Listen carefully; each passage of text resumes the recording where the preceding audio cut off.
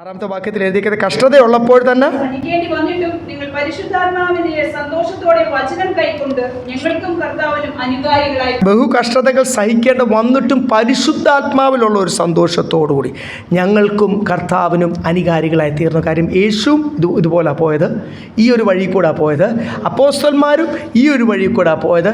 തെസ്സലോനിക്ക സഭയിലെ വിശ്വാസികളോട് പറയുമ്പോൾ നിങ്ങളും യേശുവിനെ എന്നെ ഈ ഒരു മാർഗത്തിൽ ഞങ്ങളെ അതുപോലെ തന്നെ പിൻപറ്റുക. ഇന്ന് യേശു അല്ലല്ലോ മാർഗം. യേശു മാർഗം എന്ന് പാടും, പക്ഷേ യേശുവിനെ അനുസരിച്ചാണോ ആരെങ്കിലും ജീവിക്കുന്നത്? അല്ല.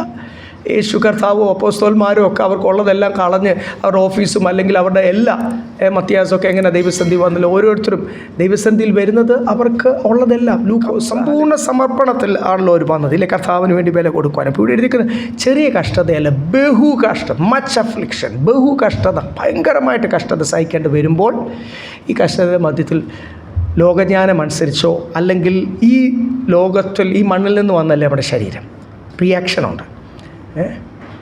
ഫിസിക്സിൻ്റെ ലോ പോലെ every action as an equal and opposite reaction ഇല്ലേ. അപ്പം ഇങ്ങോട്ട് അടിച്ചാൽ പെട്ടെന്ന് അങ്ങോട്ട് അടിക്കാൻ തോന്നും, ഇങ്ങോട്ട് വെറുത്താൽ പെട്ടെന്ന് അങ്ങോട്ട് വെറുക്കാൻ തോന്നും.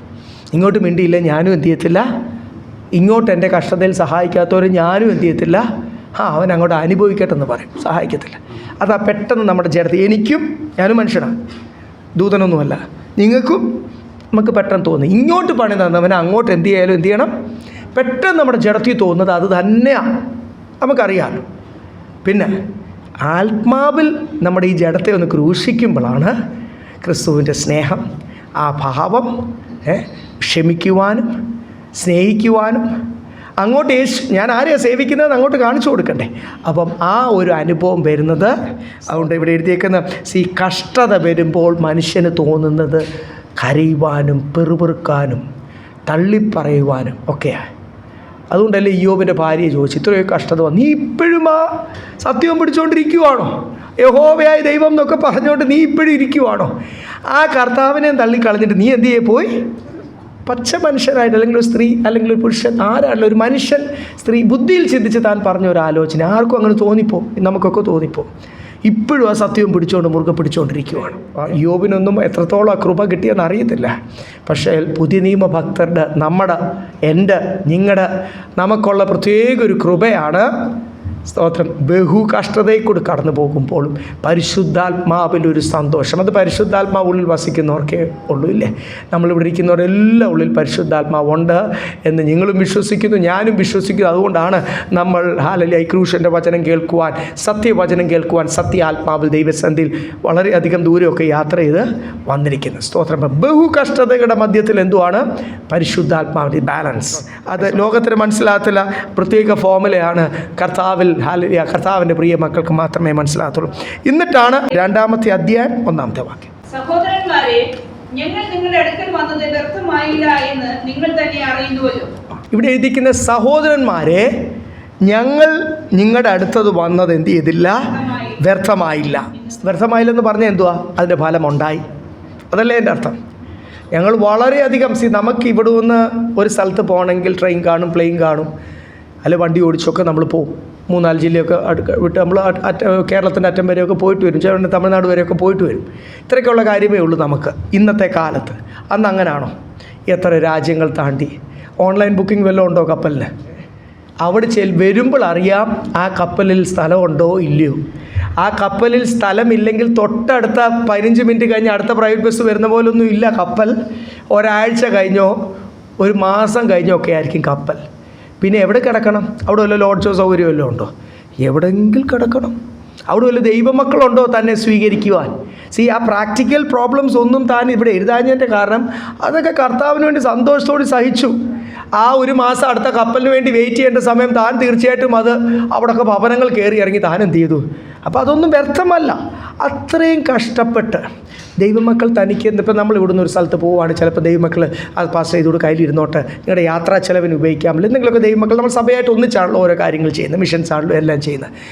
അന്ന് അങ്ങനെ വല്ലതും സപ്പോർട്ട് ചെയ്യുവാൻ തൻ്റെ കയ്യിലുള്ള തീരുമ്പോൾ താൻ എന്ത് ചെയ്യും? അവിടെ എല്ലാവരും ആ ദേശത്ത് എന്തോ സാധാരണ ജോലി ചെയ്യുന്നതെന്ന് വെച്ചാൽ സീസണൽ ജോലിയാണല്ലോ. ഇപ്പോഴും ഉണ്ട്, വടക്കിന്ത്യയിലെല്ലാം സീസണൽ ജോലിയുണ്ട്. ഒരു കൃഷിയുടെ സമയത്ത് എല്ലാവരും അതിലേക്ക് പോകും, വേറൊരു സമയത്ത് എല്ലാവരും അതിലേക്ക് പോകും. ആ സീസണിൽ ഉള്ളൊരു ജോലിയാണ്. പിന്നെ 2-3 മാസം ജോലിയില്ല. അപ്പം അങ്ങനെയുള്ള ആ സമയത്തെ ജോലി എല്ലാം പൗലോസ് സാധാരണ, ഇതൊന്നും പൗലോസ് കംപ്ലൈൻ്റ് ആയിട്ടെങ്കിലും ബൈബിളിൽ എഴുതിയിട്ടില്ല, അതുകൊണ്ട് നമ്മൾ കാണാം. അങ്ങനെ കഷ്ടപ്പെട്ട് മാസങ്ങൾ ആഴ്ചകൾ കാത്തിരുന്ന് കപ്പൽ കയറിയാണ് ഒരു സ്ഥലത്ത് ചെല്ലുന്ന. ഉടനെ അല്ല ടൗൺഷിപ്പ്, എത്ര നടക്കണം. അല്ല ഞാൻ പറഞ്ഞത്, ഇവിടെയൊക്കെ കള്ളന്മാരാലുള്ള ആപത്ത് താൻ എഴുതിയിട്ടില്ലേ? എത്ര ആപത്തുകളുടെ കാര്യം, കപ്പൽ ആപത്ത്, സ്തോത്രം, ഇതെല്ലാം തരണം ചെയ്ത് തെസ്സലോനിക്ക ദേശത്ത് ഞാൻ വില കൊടുത്തു വന്നത് വെറുതെ ആയില്ല. അവരങ്ങോട്ടും ബലപ്പെടുത്തി, താൻ ഇങ്ങോട്ടും ബലപ്പെട്ടു, അതിന് ഫലമുണ്ടായി എന്ന് 1-ാമത്തെ വാക്യത്തിൽ എഴുതിയിട്ട് 2-ാമത്തെ വാക്യം, നിങ്ങൾ അറിയുമ്പോലെ ഞങ്ങൾ ഫിലിപ്പിയിൽ വെച്ച് കഷ്ടവും അപമാനവും അനുഭവിച്ചിട്ടും വലിയ പോരാട്ടത്തോടെ ദൈവത്തിന്റെ സുവിശേഷം നിങ്ങളോട് പ്രസംഗിപ്പാൻ ഞങ്ങളുടെ ദൈവത്തിൽ ധൈര്യപ്പെട്ടിരുന്നു. അതൊരു പ്രത്യേക മർമ്മം അതേ മക്കളെ, അത് ആർക്കും കിട്ടാത്ത ഒരു പ്രത്യേക അനുഭവമാണ്. ഇവിടെ എഴുതിയിരിക്കുന്നത് ഫിലിപ്പി വെച്ചിട്ട് ഭയങ്കരമായിട്ട് പ്രവർത്തിച്ച ഒരു ദേശമാണ്. അപ്പോസ്തല പ്രവൃത്തിയിൽ എഴുതിയിട്ടുണ്ട്, നാളുകളായിട്ട് പ്രവർത്തിച്ച ഒരു ദേശമാണ്. ആ ഫിലിപ്പി ദേശത്ത് ഭയങ്കരമായിട്ട് അപമാനം സഹിക്കേണ്ട വന്നു. ചെറിയ അപമാനമല്ല, ഭയങ്കര ഷെയിം, അതോടുകൂടി കഷ്ടതയും, ഭയങ്കര അപമാനവും ഭയങ്കര കഷ്ടതയും. ഈ കഷ്ടതയും പട്ടിണിയും സഹിക്കാൻ എളുപ്പമാണ്. ഞങ്ങളുടെ വ്യക്തിപരമായ ശുശ്രൂഷയിൽ അപമാനങ്ങൾ ഒത്തിരി സഹിക്കേണ്ടി വന്നിട്ടുണ്ട്. ആ അപമാനത്തിൻ്റെ ക്ഷീണം മാറാൻ അതിങ്ങനെ പൊഹഞ്ഞ് നീറി നിൽക്കും. പലതും തിരിച്ച് ചെയ്യാൻ പറ്റും, ചെയ്യാൻ പറ്റാത്ത അവസ്ഥ. ദേശത്ത്, സ്വന്തം ദേശത്ത് ബഹുമാനിച്ചുകൊണ്ടിരുന്നവർ തന്നെ കർത്താവ് നിമിത്തം, സുവിശേഷ വേല നിമിത്തം നിന്ദിക്കുമ്പോൾ, ചെറിയ നിന്നയല്ല, ആൾ കൂടി ഭയങ്കരമായിട്ട് ദേശത്ത് നിന്ദിക്കുമ്പോൾ, മീറ്റിങ്ങുകൾ വന്ന് അടിച്ച് തകർത്ത്, ഞങ്ങളുടെ വണ്ടിയും തകർത്ത്, സൗണ്ട് സിസ്റ്റവും അടിച്ചിട്ട്, ജെൻസെറ്റും അടിച്ചിട്ട്, ഇതൊക്കെ 1-2 പ്രാവശ്യം ഉണ്ടായിട്ടുണ്ട്. ഞങ്ങൾ ഓർക്കുന്നത് പരസ്യയോഗത്തിന് സ്ഥിരം ചീത്തറിയൊക്കെ വിളിച്ചാൽ എടുത്തോണ്ട് പോടാ എൻ്റെ കൂടെ, ഇനി നിൻ്റെ ഇവിടെ കണ്ടുപോയാൽ എന്തൊക്കെ അടിച്ച് മെയിൻ സ്വിച്ചൊക്കെ വലിച്ച് ഓഫ് ചെയ്യും. ഞങ്ങൾ അതിന് മിക്കവാറും ജനറേറ്ററിൻ്റെ അവിടെ ഒരാളെ കാവൽ നിർത്തും. കാര്യം ജനറേറ്റർ ഇച്ചിരി മാറ്റിയേക്കുന്നത്, ആരും ചെയ്യുന്ന ജനറേറ്റർ ഓഫ് ചെയ്യും. ഈ രാത്രി മീറ്റിങ്ങിന് ജനറേറ്റർ ഓഫ് ചെയ്താൽ പിന്നെ ലൈറ്റില്ല, പകലാടെ കുഴപ്പമില്ല, സൗണ്ട് പോകുന്നേ ഉള്ളൂ. അപ്പോൾ ഇങ്ങനെയൊക്കെ ഞാൻ പറഞ്ഞില്ല, എത്ര സ്വന്തം ദേശത്ത്, എല്ലാ ദേശത്ത് അപമാനം സഹിക്കുന്നത് ഞങ്ങൾക്കൊന്നും വിഷയമല്ല. ഞങ്ങൾ പലപ്പോഴും ഇവിടെ നിന്ന് ഞങ്ങൾ ഓടിച്ചു വിടുമ്പോൾ ഞങ്ങൾ തൊട്ടപ്പുറത്തോട്ട് പോയിട്ട് 100-200 മീറ്ററിൻ്റെ അപ്പുറത്തോട്ട് പോയിട്ട് ആരെങ്കിലും പരിചയപ്പെട്ട് ഞങ്ങൾ സൗണ്ട് സിസ്റ്റം എല്ലാം തിരിച്ച് ഇങ്ങോട്ട് വെച്ചിട്ട് ഞങ്ങൾ മീറ്റിംഗ് നടത്തിയിട്ടുണ്ട്. അതൊക്കെ നമുക്ക് അതിനൊന്നും ഒരു നാണം കേടില്ല. ഈ സ്വന്തം ദേശത്തും സ്വന്തക്കാരുടെ മധ്യത്തിലും ഒക്കെ നാണം കേട്. അപ്പോൾ ഇത് ഫിലിപ്പി ദേശത്ത് വളരെ സന്തോഷത്തോട് സഭയുള്ള ഒരു ദേശത്ത് ആൾക്കാരും ഹോൾഡും ഒക്കെ ഉള്ളു. അങ്ങനെയുള്ള സ്ഥലത്ത് ഇത്രയും പേരെ അറിയാം, ഇത്രയും നാളവിടെ വർഷങ്ങൾ അവിടെ നിന്ന് പ്രവർത്തിച്ച പൗലോസ് ഫിലിപ്പി ദേശത്ത് അപമാനവും ഷെയിം കഷ്ടവും സഹിച്ചപ്പോൾ താൻ ഡൗൺ ആകേണ്ടതാണ്. നമുക്കറിയാം അങ്ങനെ ഒരു കടന്നു പോകുമ്പോഴാണ് ഞാൻ പറഞ്ഞില്ലേ, ആഹാരമില്ല കുഴപ്പമില്ല, ഒരാഴ്ച വേണ്ടി പട്ടിണി കിടന്നാലും അല്ലെ കർത്താവിന് വേണ്ടി സ്തോത്രമൊക്കെ പറഞ്ഞിരുന്നാലും പിന്നെ ആഹാരം കിട്ടുമ്പോൾ നമ്മളങ്ങ് വയറ് നിറച്ച് കഴിക്കുമ്പോൾ നമ്മുടെ വിഷമം മാറും. ഇച്ചിരി സമയമെടുക്കും, അതിങ്ങനെ നീറി നിൽക്കും. അപ്പം അങ്ങനെയൊക്കെ താൻ ഡൗൺ ആകേണ്ട സാഹചര്യത്തിൽ താൻ ഇവിടെ എഴുതി പരിശുദ്ധാത്മാവിൻ്റെ സന്തോഷം എന്ന് കഴിഞ്ഞ അധ്യായത്തിൽ എഴുതിയ പോലെ ഇവിടും എഴുതിയിരിക്കുന്ന എന്തുവാ, ഇതൊക്കെ ഉണ്ടായിട്ടും ഞങ്ങൾ ദൈവത്തിൽ ധൈര്യപ്പെട്ടു. അപ്പോൾ ആ ധൈര്യപ്പെട്ടു എന്ന് പറയണമെങ്കിൽ ആ ചോർന്നു പോയത് എന്തുവാ, അവരുടെ ധൈര്യം. പ്രാഗൽഭ്യം പോകുമ്പോൾ, നിന്ന സഹിക്കുമ്പോൾ, പിന്നെ വലിയ യേശു കർത്താവിന് പോലും ലാസ്റ്റിൽ കേട്ടൊരു നിന്ന എന്തുവാണെന്നറിയാം, എല്ലാവരും അങ്ങ് രക്ഷിക്കുമായിരുന്നു. എന്തുവായിരുന്നു, സൂപ്പർമാനെ പോലെ നടക്കുമായിരുന്നു അവരുടെ ഭാഷയിൽ, നാടൻ ഭാഷയിൽ. എല്ലാവരും സൗഖ്യമാക്കി, അത്ഭുതങ്ങളും അടയാളങ്ങളും ചെയ്ത്. ഇപ്പം അവനെ തന്നെ രക്ഷിക്കാൻ എന്ത് ചെയ്യുന്നില്ല, അങ്ങനെയല്ലേ പറഞ്ഞത്, ബൈബിളിനകത്ത് അങ്ങനെയല്ലേ എഴുതിയിരിക്കും. തന്നെത്താൻ രക്ഷിക്കാൻ കോണ്ട കിടക്കുന്ന കണ്ടോ, നഗ്നനായിട്ട്, നിന്ദിതനായിട്ട്. ആരും തനിക്ക് കൂടെ നിൽക്കും എന്ന് വിചാരിച്ച ഒരു 10-12 പേരുണ്ടായിരുന്നു. അതിൽ ഒരുത്തൻ നേരത്തെ കർത്താവിനെ തള്ളി പറഞ്ഞു, അവിശ്വസ്തനായി. ഇത് കാര്യം ഈ ടീം പൊട്ടും എന്നറിഞ്ഞപ്പോൾ നേരത്തെ തൻ്റെ ഷെയറും വാങ്ങിച്ച്, കാശും വാങ്ങിച്ച്, വീതവും വാങ്ങിച്ച് രക്ഷപ്പെടുന്ന ഒരു പണിയാണ് യൂദാസ് കാണിച്ചത്. ബാക്കി 10 ഒന്നുമില്ലെങ്കിലും പത്രോസും യോഹന്നാനും യാക്കോബും കൂടെ ഉണ്ടാകുമെന്ന് വെച്ചപ്പോൾ ദൂരെ മാറി നിന്ന് നോക്കുക, യേശുവിന് അടുത്ത് എന്തോ കിട്ടാൻ പോകുന്നത്. ധൈര്യമില്ലാതായി പോയില്ലേ, കൂടെ ഉള്ളവർ പോലും കൂടെ നിന്നില്ല. നമ്മുടെ ഒരു ധൈര്യമാണ് ചോർന്നു പോകുന്നത്. യേശുവിന് അങ്ങനെ ചോർന്നു പോയില്ല. താനൊരു പേർപ്പസിന് വന്നു, താനത് വിശ്വസ്തയോട് പിതാവിൻ്റെ ഇഷ്ടപ്രകാരം. നമ്മുടെ മനുഷ്യനല്ലേ നമ്മളൊക്കെ. പരിശുദ്ധാത്മാവിൻ്റെ ശക്തിയൊക്കെ ഉണ്ടെന്ന് പറഞ്ഞാൽ, ദേവദാസന്മാരും അപ്പോസ്തലന്മാരും ഒക്കെ ആണെന്ന് പറഞ്ഞാലും, നമ്മളൊരു നിന്ന വരുമ്പോൾ, ഭയങ്കര കഷ്ടത വരുമ്പോൾ, എന്തിയാ നിൻ്റെ ദൈവം? നീ പ്രാർത്ഥിക്കുമ്പോൾ രോഗികളൊക്കെ സൗഖ്യം. എന്നാൽ പിന്നെ ചിലരൊക്കെ പറയും, എന്നാൽ പിന്നെ ഹോസ്പിറ്റലുകളൊന്നും ഇവിടെ വേണ്ടല്ലോ. ദൈവം എന്തുവാ ഈ ചുമ്മാ ഇങ്ങനെ തൊടുന്നെല്ലാം പൊന്നാക്കുന്നവരൊന്നും അല്ലല്ലോ. ആർക്ക് വിടുതൽ വേണം? ആര് യേശുവിനെ അറിയുവാൻ കാരണമായിട്ടാണ് ഒരാളുടെ ജീവിതത്തിൽ ഒരു അത്ഭുതം ചെയ്യുന്നത്? എല്ലാ കടലും രണ്ടായിട്ടില്ലല്ലോ. ഫറവോനെ പഠിപ്പിക്കാനും ഇസ്രായേലിനെ പഠിപ്പിക്കാനും ചെങ്കടൽ എന്ത് ചെയ്തു? രണ്ടായി. സ്തോത്രം. എല്ലാ അനുസരണക്കെട്ടവരെയും ന്യായം വിധിക്കാൻ ഭൂമി പിളർന്നില്ല. സർവാധികാരിയാണ്. ഒരു ദേശത്ത് എന്ത് ദൈവപ്രവൃത്തി നടക്കണം, താൻ വലിയവനായ ദൈവമാണെന്ന് തെളിയിക്കുവാൻ ദേശത്ത് ചെയ്യുന്ന പ്രവൃത്തികൾ. അല്ല നമ്മൾ പറയുമ്പോൾ കേൾക്കുന്ന ദൈവമൊന്നും അല്ല, നമ്മൾ ദൈവത്തിൻ്റെ ആലോചനക്കാരനൊന്നും അല്ല. സ്തോത്രം. ദൈവം ഹിതം ഉള്ള പ്രവൃത്തി നടക്കും. അത് ദൈവദാസന്മാരിൽ കൂടെ നടക്കും, അവിശ്വസ്തരായ അഭിഷക്തരിൽ കൂടെ നടക്കും എന്നല്ലേ നമ്മൾ പഴയ നിയമത്തിലും പുതിയ നിയമത്തിലും കാണണം. അപ്പം ഇവിടെ നമ്മൾ കണ്ടു ചോർന്നു പോയത് ധൈര്യമാണ്. എന്നിട്ടും ദൈവത്തിൽ ആശ്രയിച്ച് ധൈര്യം പ്രാപിച്ചോണ്ട് ഈ ധൈര്യം ഞങ്ങൾ വർക്കല അഞ്ചിതെങ്കിൽ കറക്റ്റായിട്ട് പറഞ്ഞാൽ ഞങ്ങളവിടെ താമസിച്ച് 4 വർഷമോ 5 വർഷമോ എൻ്റെ വിവാഹമൊക്കെ കഴിഞ്ഞ് ഞാനങ്ങ് ആന്ധ്രയിലേക്ക് പോയി. അതുവരെ ഞാനും പപ്പയൊക്കെ രാത്രിയിൽ പോയി പാതിരാത്രിയിലൊക്കെ തിരിച്ചു വന്ന സമയങ്ങൾ ഞാൻ ഓർക്കുന്നു. അത്രയും കഷ്ടപ്പെട്ട് ഞങ്ങൾ അവിടെ പ്രവർത്തിക്കുമ്പോൾ ആ ആൾക്കാരുടെ മധ്യത്തിൽ ഭയങ്കര ധൈര്യശാലികളാണ്. ആ തീരദേശത്തുള്ള വർക്കല അഞ്ചിതെങ്കിലുള്ള ആൾക്കാർ ഭയങ്കര സ്നേഹമുള്ളവർ, ഭയങ്കര ധൈര്യമുള്ളവർ. അവരുടെ ധൈര്യം എന്ന് പറഞ്ഞാൽ ചെറിയ ധൈര്യമല്ല. ഞാൻ നിങ്ങളോട് നേരത്തെ പറഞ്ഞിട്ടുള്ളത് ഒന്നുകൂടി ഞാനൊന്ന് ഓർപ്പിക്കുക. ഞങ്ങൾ പരസ്യോത്തിന് നിൽക്കുമ്പോൾ ട്രാൻസ്പോർട്ട് ബസ് അങ്ങ് തടഞ്ഞു നിർത്തും. എന്നിട്ട് ടീമിനോട് പറയും കയറി ട്രാക്ട് കൊടുത്തോളാൻ പറയും. ട്രാക്ട് കൊടുത്ത് കഴിഞ്ഞിട്ട് പറയും ഡ്രൈവറിനോട് പറയും ഇനി പൊക്കോളാൻ പറയും. ഞങ്ങൾ പല പ്രാവശ്യം പറഞ്ഞു ഇങ്ങനെയൊന്നും ചെയ്യല്ലേ സഹോദര, സ്നേഹത്തിൻ്റെ ആത്മാവിൽ വേണ്ട നമ്മൾ ചെയ്യാൻ. അവിടെ ചെന്നിട്ട് 3000-ഓ 4000-ഓ കുടുംബമുള്ള ഒരു വലിയ പള്ളി. അവിടുത്തെ അച്ഛൻ വരെ ഒരു ഗുണ്ടയാണ്. അങ്ങനെയുള്ള ഗുണ്ട അച്ഛന്മാരെ അങ്ങനെയുള്ള ദേശത്തോട്ട് വിടത്തുള്ളൂ. ഇവർ ഒരാൾക്കെതിരെ ദേഷ്യം വന്നാൽ ചൂണ്ടയ്ക്ക് കൊളുത്തി ആഴക്കടലിൽ കൊണ്ടുപോയി വെള്ളത്തിൽ മീനുള്ള സ്ഥലത്ത് കൊണ്ടിടും. പിന്നെ അവൻ്റെ ശരീരം പോലും എന്ത് ചെയ്യത്തില്ല, പൊങ്ങത്തില്ല. അങ്ങനെ ഒരു കേസിൽ പ്രതികളാണ്. ഒരാളെ കൊണ്ടുവന്ന് തല തൊട്ട് കാൽ ഇടയ്ക്കൂടെ അങ്ങ് കീറി, വാൾ വെച്ച് കീറി മീനിട്ട് കൊടുത്ത 4-5 കളറി ടീമിലെ മാഷുമാരാണ് രക്ഷിക്കപ്പെട്ട് ഞങ്ങളുടെ കൂടി ടീമിലുള്ളത്. അല്ലെ ഞാൻ പറഞ്ഞു അവർ മാത്രമല്ല, അവരുടെ കേസ് വായിച്ചുകൊണ്ടിരിക്കുന്ന പള്ളിയാണ്. അപ്പോൾ ഇവർ വിശ്വാസി പോയ പള്ളി കേസ് വാദിക്കുന്നത് അതിൻ്റെ ചിലവ് നിർത്തും എന്ന് പറഞ്ഞു. ഇവർ ഓടി അങ്ങോട്ട് ചെന്ന് ആ റോഡ് സൈഡ് ജംഗ്ഷനിലുള്ള ഒരു ചെറിയ പള്ളിയുണ്ട്. ആ ചെറിയ പള്ളിയുടെ അവിടെ ഷീറ്റൊക്കെ ഇങ്ങനെ ഇട്ട് ഒരു ചെറിയൊരു നല്ലൊരു ചാപ്പൽ സർവീസ് പോലെ അവിടെ സഹോദരിമാർ, പെണ്ണുങ്ങളെ കൂടുതൽ കുറച്ച് സഹോദരന്മാർ, പ്രായമുള്ളവരും ഒത്തിരി സഹോദരിമാർ വന്ന് അവിടെ ഒരു മീറ്റിംഗ് കൂടും. ഓടി അങ്ങോട്ട് ചെന്നിട്ട് ഞങ്ങളവിടെ നമ്മളിങ്ങനെ പരസ്യങ്ങളൊക്കെ എവിടെ വന്നതാണ് ആ മൈക്ക് ഇങ്ങോട്ട് വാങ്ങിച്ച് പപ്പയ്ക്ക് കൊടുത്തിട്ട് വന്ന് പാസ്റ്റർ പ്രസംഗിച്ചു. അവരവിടെ ഇങ്ങനെ മാതാവിൻ്റെ സ്തുതിയൊക്കെ ചൊല്ലി അതിൻ്റെ പ്രാർത്ഥനകളൊക്കെ ചൊല്ലിയിരിക്കുക. അത്രയും ഓഡിയൻസ് ഉണ്ടല്ലോ. അവരങ്ങോട്ട് അതിൻ്റെ അകത്തോട്ട് അങ്ങോട്ട് കയറി മൈക്ക് ഇങ്ങോട്ട് വാങ്ങിച്ചു പപ്പയോട് പ്രസംഗിച്ചോ പാസ്റ്റർ എന്നോ. അവരുടെ അതിൻ്റെ അകത്ത് കയറി, അവരുടെ ആ ഷീറ്റിൻ്റെ അകത്ത് കയറി ആ മൈക്ക് വാങ്ങിച്ച് കൊടുത്തിട്ട് പ്രസംഗിച്ചോളാൻ പറഞ്ഞു. അല്ലെങ്കിൽ പറഞ്ഞ ഇതാ പാർട്ടികൾ, ധൈര്യം അപാരം. ഈ ധൈര്യമുള്ള അവരുടെ വേറൊന്നുമല്ല, ഞാൻ ആ ധൈര്യത്തിൽ അവർ മനസ്സിലായ ഒരു കാര്യമാണ്. ആഴക്കടലിൽ പോയാൽ ഇവർ വന്നാലായി വന്നില്ലേലായി, അതുവരെ ബോട്ട് മറിഞ്ഞാലും ഒക്കെ പയറ്റി നിന്ന് അതിൽ ഞങ്ങളുടെ കൂടെ ഒരു സഹോദരനുണ്ടായിരുന്നു, ഞങ്ങളുടെ ടീമിലൊരു സഹോദരനുണ്ടായിരുന്നു. രണ്ട് പ്രധാന സഹോദരന്മാരായിരുന്നു. ആ സഹോദരന്മാർക്കൊരു കൈയൊക്കെ കൊടുത്താൽ നമ്മുടെ കൈയൊക്കെ എന്ത് ചെയ്യും, അങ്ങ് സ്ക്വീസ് ചെയ്യും. ഞങ്ങൾക്ക് ഒരു ദിവസം ഞങ്ങൾ അവരോട് താമസിക്കുന്ന സമയത്ത് ഞങ്ങൾക്ക് ഭക്ഷണമൊക്കെ തന്നപ്പോൾ നമുക്ക് അവരുടെ കൂട്ട് വല്ലതും വയറുണ്ടോ? അവർ സത്യം പറഞ്ഞാൽ ഞങ്ങളെക്കാൾ നീളമൊക്കെ കുറഞ്ഞവരാ, എന്നാലും കട്ടയന്മാരാ. എന്നാൽ അവരുടെ രീതിയാണ് അവരത്രയും കഴിക്കും. അവർ നോക്കുമ്പോൾ ഞങ്ങൾ കുറച്ചുകൂടെ ഒക്കെ ഹൈറ്റ് ഉണ്ട്, അപ്പോൾ ഞങ്ങളും അത്രയും കഴിക്കും എന്നൊക്കെ വിചാരിച്ച് നമ്മുടെ പ്ലേറ്റിലങ്ങ് സ്നേഹത്തോടുകൂടി വിളമ്പുകയും വലിയ ഗ്ലാസ് പാലും പല മിഷ്ടാന ഭോജനമൊക്കെ ആയിട്ട് വെള്ളം.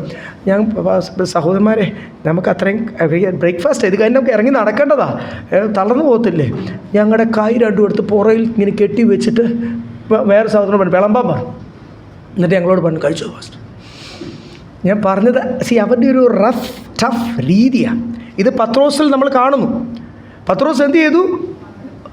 ഇത് പോലീസ് അല്ലെങ്കിൽ പോലീസിൻ്റെ പട, ഇന്ത്യൻ ഗവൺമെൻറ് സേന, അതിന് ഏത് സേനയാണെങ്കിലും 3 പ്രധാന സേനയുണ്ടല്ലോ, അതിൽ ഏത് സേനയാണെങ്കിലും അവരെ വല്ലതും തൊടാൻ ആരെങ്കിലും നിൽക്കുമോ? അവർ പട്ടാളക്കാരല്ലേ, ഗവൺമെൻറ് ഫോഴ്സല്ലേ, തൊട്ടാൽ വിവരം അറിയും.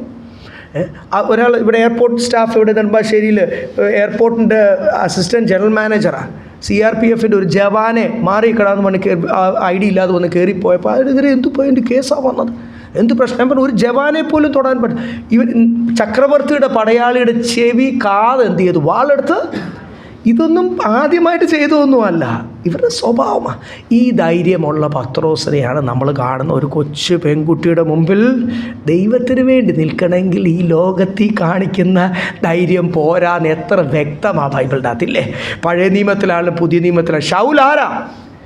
ഭയങ്കരനാ, തിരഞ്ഞെടുത്തതാ, ട്രെയിൻഡാണ്, വെറും പട്ടാളക്കാരനല്ല, ചീഫൊക്കെ ആയിട്ടാണ് പിന്നെ താൻ ആരായത്, അല്ലെങ്കിൽ താൻ രാജാവായിട്ട് ദൈവം യോഗ്യനെന്ന് കണ്ടു തന്നെ അഭിഷേകം ചെയ്തതാണ്. പക്ഷേ യഹോവയ്ക്ക് വേണ്ടി നിൽക്കേണ്ട സമയം വന്നപ്പോൾ ചെറിയ പീരുവല്ല. ആ ദാവീദിനോട് സംസാരിച്ച ആ കോൺവെർസേഷനൊക്കെ നിങ്ങൾ ബൈബിളിൻ്റെ അകത്ത് കാണുന്നില്ലേ? പേടിച്ചു വിറച്ച് താൻ മോഹം പോലും കൊടുക്കാതെ തൻ്റെ കൂടാരത്തിൻ്റെ അകത്ത് താൻ പാത്തിരിക്കുക. ദാവീദ് ഇറങ്ങി വന്നതോ? ദാവീദിനൊന്നുമില്ല, പക്ഷെ കർത്താവിലുള്ള ഒരു ധൈര്യമുണ്ട്. ഞാൻ പറഞ്ഞല്ലോ, യഹോവയ്ക്ക് വേണ്ടി നിൽക്കണമെങ്കിൽ, സത്യത്തിന് വേണ്ടി നിൽക്കണമെങ്കിൽ, വചനത്തിന് വേണ്ടി നിൽക്കണമെങ്കിൽ, പ്രൈസ് ലോർഡ്, ദൈവത്തിൻ്റെ പരിശുദ്ധാത്മാവിലുള്ള ഒരു ബോൾഡ്നെസ്, ധൈര്യമാണ്. ഇവിടെ നമ്മൾ രണ്ടാമത്തെ വാക്യത്തിൽ കാണുന്നു, ഫിലിപ്പി വെച്ച് വലിയ നിന്ന അനുഭവിച്ചു, വലിയ കഷ്ടം അനുഭവിച്ചു, ഞങ്ങളുടെ ധൈര്യമെല്ലാം ചോർന്നു പോയി. പക്ഷേ ഞങ്ങൾ കർത്താവിൽ ധൈര്യം ഏറ്റെടുത്തുകൊണ്ട്, ഈ കർത്താവിലുള്ള ധൈര്യത്തിനുള്ള ഒരു പ്രത്യേകതയുണ്ട്. ഇച്ചിരി കഷ്ടതയുള്ളെങ്കിൽ ഇച്ചിരി ധൈര്യം. ഒത്തിരി കഷ്ടത വരുമ്പോൾ, ദേശം മുഴുവനും എതിരാകുമ്പോൾ, ദേശം മുഴുവനും നമുക്ക് എതിരാകുമ്പോൾ അതിശക്തമായിട്ട് കർത്താവിന് വേണ്ടി നിൽക്കുന്ന ഒരു പ്രത്യേക അവസ്ഥ. സ്തോത്രം. അത് ഒന്നുകൂടി വായിച്ച ആ ഭാഗം കൊരിന്ത്യലേഖനത്തിൽ നമുക്കറിയാം. 2 കൊരിന്ത്യർ 4-ാം അധ്യായം 7 തൊട്ട് 10 വരെ. 2 Corinthians chapter 4 verse 7 to 10. എങ്കിലും ഈ അത്യുന്ന ശക്തി ഞങ്ങളുടെ സ്വന്തം എന്നല്ല, ദൈവത്തിന്റെ ദാനമത്രേ എന്ന് വരേണ്ടതിന് ഈ നിക്ഷേപം ഞങ്ങൾക്ക് മൺപാത്രങ്ങളിലാകുന്നു ഉള്ളത്. ഇതൊരു വലിയ നിക്ഷേപമാണ്. ഇത് പരിശുദ്ധാത്മാവിൻ്റെ വലിയൊരു ശക്തിയാണ്. ഈ ദൈവശക്തി, ട്രഷർ. നിക്ഷേപം എന്ന് പറയുമ്പോൾ ഇംഗ്ലീഷ് എഴുതിയേക്കുന്നത് എന്തുവാ? ട്രഷർ. ഈ ട്രഷർ സൂക്ഷിച്ചിരിക്കുന്ന, നിങ്ങൾക്കറിയാമോ, നമ്മൾ കണ്ടിട്ടുണ്ടല്ലോ, നമ്മൾ ട്രഷർ ബോക്സ് ഒന്നും നമ്മളാരും കണ്ടിട്ടില്ലെങ്കിലും എവിടെയെങ്കിലുമൊക്കെ പഴയ ചരിത്രം അനുസരിച്ചും അത് പിന്നെ കഥയാക്കിയും ഒക്കെ നമ്മൾ കണ്ടു കാണുമല്ലോ. വിലയുള്ള രത്നങ്ങൾ സൂക്ഷിക്കുന്ന പെട്ടി പോലും എന്തുവാ? വിലയുള്ളതാണ്. ഞങ്ങൾക്കൊരു ഈ വിലയുള്ള സാധനങ്ങൾ സൂക്ഷിക്കാൻ മമ്മിയുടെ അപ്പച്ചനൊക്കെ അവർ സിംഗപ്പൂരായിരുന്നു, പെൺമമ്മിയൊക്കെ അവിടെ ജനിച്ചു വളർന്ന ബോർണിയോയിൽ. അവിടെ നിന്ന് കൊണ്ടുവന്ന ഒരു ക്യാംഫർ ബോക്സ് എന്ന് പറഞ്ഞൊരു സാധനമുണ്ട്. വിലയുള്ള സാധനങ്ങൾ സൂക്ഷിക്കും. നമ്മൾ അല്ലാതെ നമ്മുടെ വീടുകളിലൊക്കെ ചില കുടുംബങ്ങളൊക്കെ കാൽപ്പെട്ടി, അതൊക്കെ ഞങ്ങളുടെ കുടുംബത്തിലുണ്ടായിരുന്നു. ഈ ക്യാംഫർ ബോക്സ് ഇപ്പോഴും പുത്തൻകുരിശിൽ അമ്മാച്ചൻ്റെ വീട്ടിലിരിപ്പുണ്ട്. അവരത് വളരെ നന്നായിട്ട് പെയിൻറ്റൊക്കെ അടിച്ച് വാർണിഷൊക്കെ ചെയ്ത് നല്ല തടിയാണ്, വിലയുള്ള തടിയാണ്. ഇതിൻ്റെ അകത്ത് വിലയുള്ള തുണികൾ, അന്നത്തെ രീതി ക്യാംഫർ, കർപ്പൂരം, ആ കർപ്പൂരത്തിൻ്റെയൊക്കെ ആ എക്സ്ട്രാക്റ്റ് വരുന്ന തടി വെച്ചിട്ടാണ് അവരെന്ത് ചെയ്ത് ഇന്നർ ബോക്സ്, ഇന്നർ ഇത് ചെയ്യുന്നത്. പിന്നെ വെൽവെറ്റും ഒക്കെ പൊഞ്ഞൊക്കെയാണ് ഇരിക്കുന്നത്. അതിൻ്റെ അകത്ത് എത്ര വിലയുള്ള, അന്നങ്ങനെയൊക്കെയാണല്ലോ, പട്ട് സാരി പോലോ അല്ലെങ്കിൽ എന്തെങ്കിലുമൊക്കെ വെച്ച് കഴിഞ്ഞാൽ ഊറാൻ കുത്തത്തിലോ ഒന്നും അതിനകത്ത് കയറത്തില്ല. ഒരു മൂട്ടയും അതിൻ്റെ അകത്ത് എന്ത് ചെയ്യത്തില്ല, കയറത്തില്ല.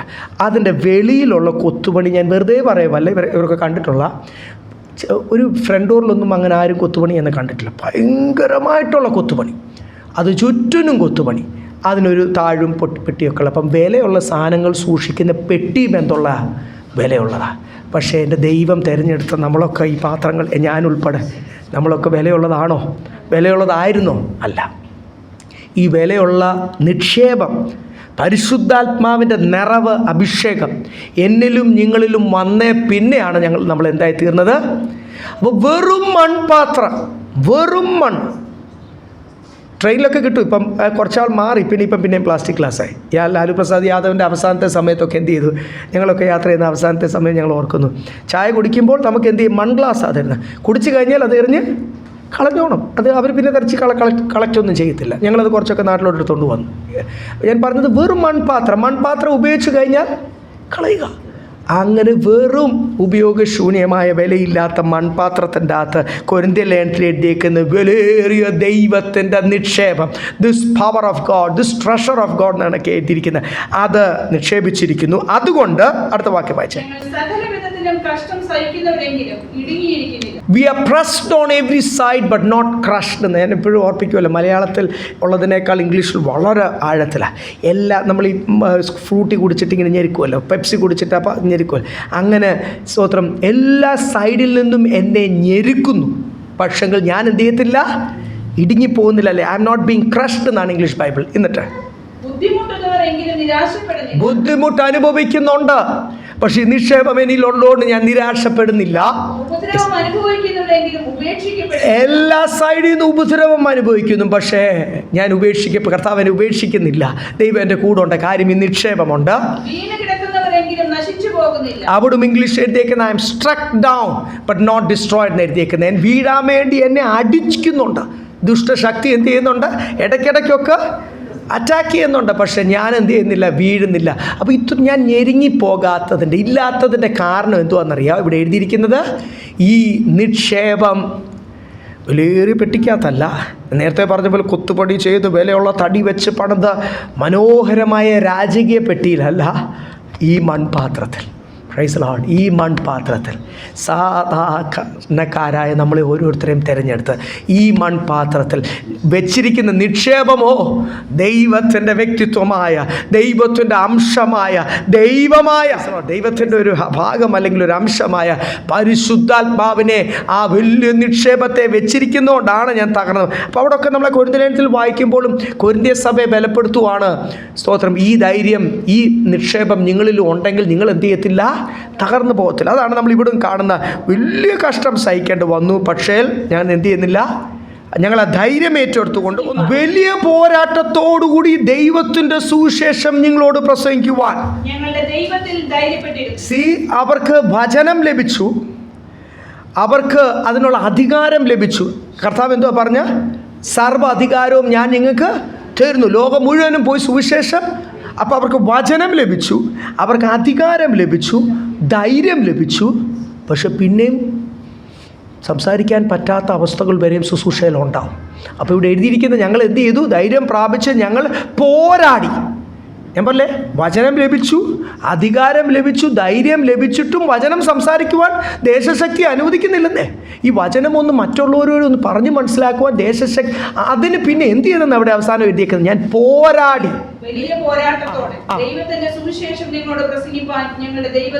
സ്തോത്രം. വലിയ പോരാട്ടത്തോടു കൂടിയാണ് ഞങ്ങൾ സുവിശേഷം. എനിക്ക് ആഗ്രഹമുണ്ട് കർത്താവിൻ്റെ വേല ചെയ്യുവാൻ.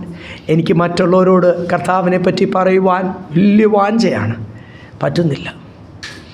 അധികാരം ദൈവം എനിക്ക് തന്നിട്ടുണ്ട്, വിളി ദൈവം എനിക്ക് തന്നിട്ടുണ്ട്, വചനം ദൈവം ഞായറാഴ്ച മാത്രമല്ല നിങ്ങളോട് വ്യക്തിപരമായിട്ടും കർത്താവ് എന്ത് ചെയ്യുന്നുണ്ട്?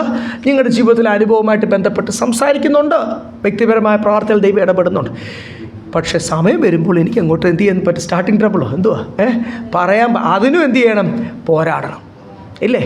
വലിയ പോരാട്ടം സഹിച്ചാണ് ഞങ്ങൾ ആ വചനം ഒന്ന് പ്രസ്താവിച്ചത്, നിങ്ങളോട് പ്രസ്താവിച്ചത് എന്ന് തെസ്സലോനിക്ക ലേഖനത്തിൽ വായിച്ചപ്പോൾ. ഇത് കർത്താവിൻ്റെ, ഇത് എന്തിനാണ് പറയുന്നത്? തൻ്റെ അനുഭവം എന്തിനാണ് പറയുന്നത്? പൊങ്ങച്ചം പറയാനൊന്നും അല്ലല്ലോ. ഇങ്ങനെ ആയിരിക്കും നിങ്ങൾക്കും. പൗലോസിന് വേറൊരു രീതിയിലും നമുക്ക് വേറൊരു രീതിയിലൊന്നുമല്ല, ഇങ്ങനാണ്. അപ്പം വലിയ പോരാട്ടം സഹിച്ചു വേണം നമ്മൾ ദൈവവചനത്തിൽ ഒരു സത്യം മറ്റുള്ളവരുടെ മുമ്പിൽ, അറിയാത്തവരുടെ മുമ്പിൽ, പിന്മാറ്റക്കാരായിരിക്കുന്നവരുടെ മുമ്പിൽ, കൺഫ്യൂഷനിലായിരിക്കുന്ന മുമ്പിൽ തെളിയിക്കുവാൻ. നമ്മളത് വചനം പറഞ്ഞു കഴിയുമ്പോൾ അത് കഴിഞ്ഞിട്ടും അറ്റാക്ക് ഉണ്ടാവും. വലിയ പോരാട്ടം എന്ന് വിചാരിച്ച് നിങ്ങൾ ചെയ്യാതിരിക്കല്ലേ. അതിൻ്റെ കൂടെ ദൈവത്തിൻ്റെ കരുതലുണ്ട്, 100 ഇരട്ടി പ്രതിഫലമുണ്ട്. വീണ്ടും അധികമായിട്ട് സംസാരിക്കുവാൻ ഇരട്ടി പങ്ക് ജ്ഞാനത്താലും അഭിഷേകത്താലും ശുശ്രൂഷയാലും അവസരങ്ങളാലും ദൈവം നിങ്ങളെ അനുഗ്രഹിക്കും. സ്തോത്രം. ഈ ശുശ്രൂഷയുടെ ഒരു പാറ്റേൺ ആണ് നമ്മളിവിടെ കാണുന്നത്. 3-ാമത്തെ വാക്യം വായിച്ചാൽ, ഇവിടെ എഴുതിയിരിക്കുന്നത് ഞങ്ങളുടെ പ്രബോധനം മനുഷ്യരിൽ നിന്ന് പ്രാപിച്ചതല്ല, വ്യാജത്തിൽ നിന്ന് വന്നതല്ല, അബദ്ധത്തിൽ നിന്ന് വന്നതല്ല. എന്ന് വെച്ചാൽ അതിനകത്ത് ഒരു തെറ്റില്ല. അതിനകത്ത് ഒരു കൂട്ടം ആൾക്കാരെ സന്തോഷിപ്പിക്കുവാൻ, ഇതിൻ്റെ അകത്ത് യഹൂദ പ്രമാണികളുണ്ട്, നമ്മൾ വചനത്തിൽ കാണും. അങ്ങനെയുള്ളവരെ സന്തോഷിപ്പിക്കുവാൻ ഇവിടെ ജാതികളിൽ നിന്ന് വന്നവരുണ്ട്. അവർക്ക് അവരുടെ, ഞാൻ ഒരിക്കൽ നിങ്ങളോട് ഓർപ്പിച്ചാന്ന് തോന്നുന്നു, ഞങ്ങൾ അവിടെ ചെന്നപ്പോൾ ആയിരുന്ന ഒരു പ്രസ്ഥാനത്തിൽ നിന്ന് ഞങ്ങൾ മാറുവാൻ ഉള്ള ഒരു കാര്യം, അന്ന് ഞങ്ങൾക്ക് 80 സഭയുടെ മേളിലുള്ള ഇൻചാർജായിരുന്നു. ഞാനും സോഫിയും വിവാഹം കഴിച്ച് ഞങ്ങൾ ചെല്ലുമ്പോൾ, ഞങ്ങൾ നേരത്തെ തൊട്ടവിടെ പോകുന്നതുകൊണ്ടും ആ ഒരു ദേവദാസിനെ അറിയാവുന്നതുകൊണ്ട് ആ പ്രസ്ഥാനത്തിൽ ഞങ്ങൾ 80 ചേർച്ചസ്, 80 സഭയുടെ മേലുള്ള, അതിൻ്റെ ഒരു ID കാർഡും തന്ന് അവരൊരു വാഹനവും തന്ന് ഞങ്ങൾക്ക് ചെറിയൊരു മാസം തോറും ഉള്ളൂ, ഞങ്ങളൊരു വീട് വാടകയ്ക്ക് അവർ തന്നെ എടുത്ത് തന്ന് ഒരു ചെറിയ ഞങ്ങൾക്ക് ബാക്കി നമ്മൾ തന്നെ സപ്പോർട്ട് ചെയ്യണം, ഒരു ചെറിയൊരു സപ്പോർട്ടുമൊക്കെ തന്ന് ചില വർഷങ്ങൾ ഞങ്ങളവിടെ പ്രവർത്തിച്ചു. പക്ഷേ പല കാര്യത്തിന് കോംപ്രമൈസ് ചെയ്യേണ്ടതായിട്ട് വന്നു.